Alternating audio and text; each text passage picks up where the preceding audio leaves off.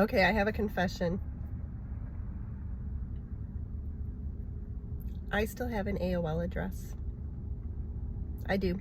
And I have no plans whatsoever to change my AOL address. I wear it proudly. When I say sometimes what my email address is, some people will giggle. And I giggle along with them. But all I'm trying to say is, well, for starters, I'm an 80s baby. I was born in 1980. So I'm like the coolest 80s baby.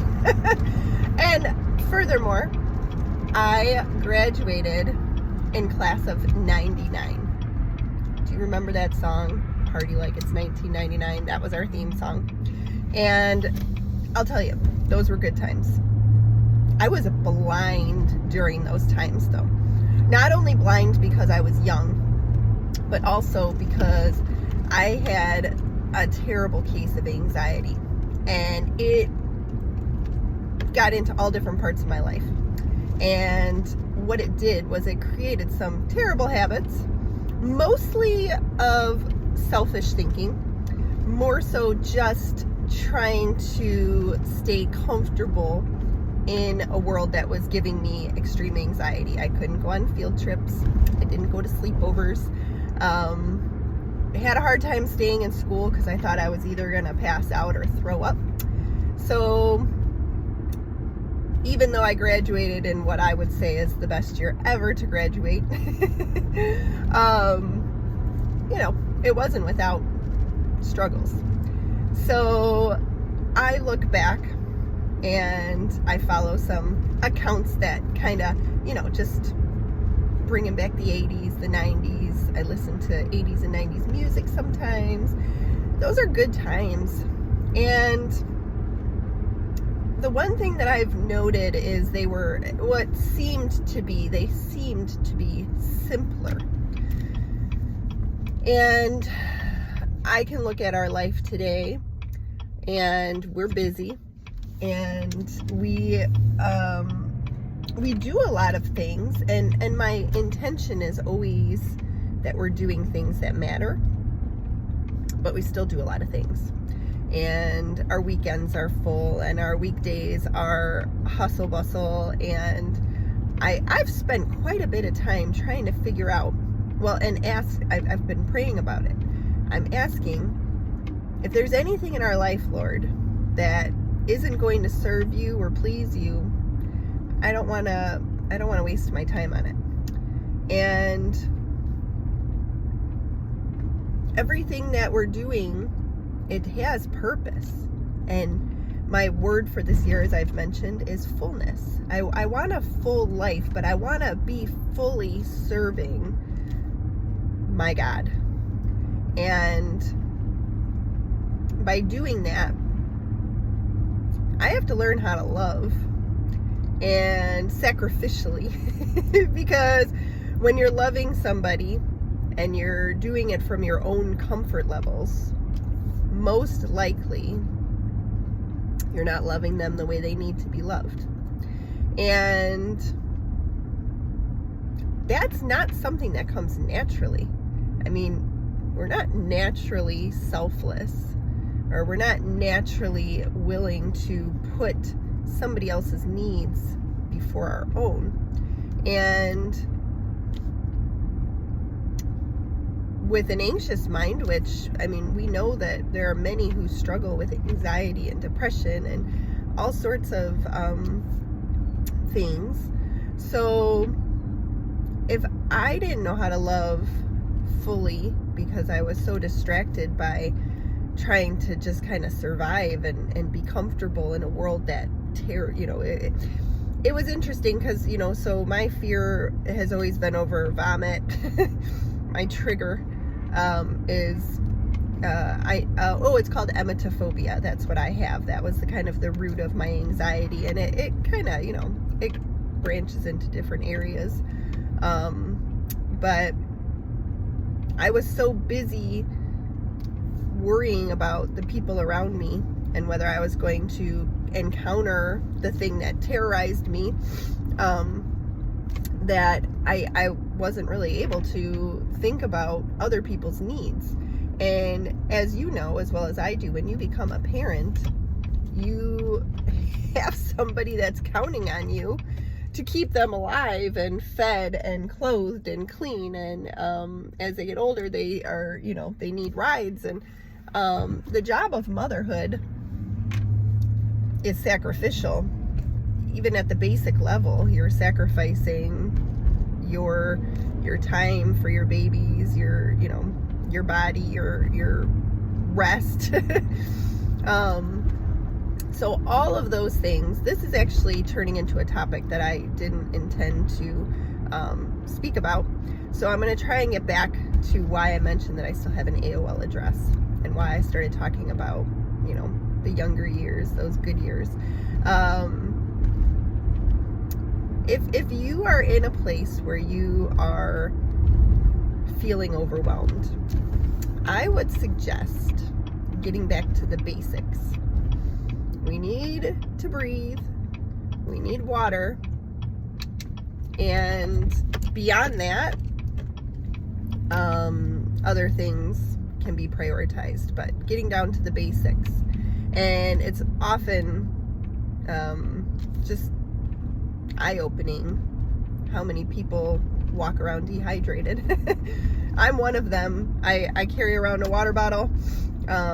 Doesn't mean I always drink from it, but I do try. But what I'm trying to say is our minds can have a field day with us, and we can get off track very easily and overwhelmed very easily, especially in today's world. And so when I'm raising my family, managing my family, I'm trying to get back to those basics. And what that always looks like is removing the things that you don't need from your life. It's cleaning out your house. It's cleaning up your schedule. It's prioritizing all of your to-dos. And we all have lots of to-dos every day. So prioritizing those, what absolutely has to be done. Pick one or two things that absolutely has to get done today and go that way. It's still overwhelming. There's still always something to do, but then there's also a surrender that has to occur. I'm a human, and I physically can only do so much in a day. And if I'm doing beyond that, I'm going to be suffering inside. I'm not going to be getting as much rest as I need. I'm not going to be able to sleep like I need to sleep. I'm not going to be able to function to keep up with other days. And it's interesting because I started getting up early before the sun, and I've been doing this for a while now. And even just this morning, I was confessing to God, here I am. I'm getting up earlier. My purpose to get up early in the morning is to get some quiet time, which is me and God. And that comes with reading the Word. And I've noticed, excuse me, because I'm tired at night, I'm not getting the things I need to get done at night before I go to bed. And so what am I doing? I'm waking up and I'm doing the chores that I should have done the day before. And what I noticed this morning is I had only about 10 minutes to sit down and read my Bible.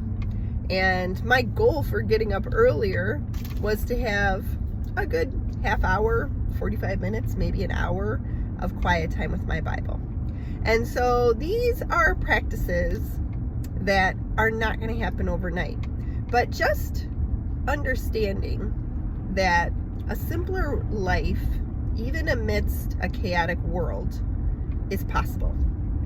And it's possible because that's kind of how we're designed. We're designed not to be just running ourselves ragged. And that's why we burn out, because that's not what's intended. And we have all of this wonderful technology and impulse. We've got so much available at our fingertips. And it spoils us, to be honest. And then we can't function at a simpler level. But I know that many people, once they move out to the country, for instance, and the pace of life around them slows down.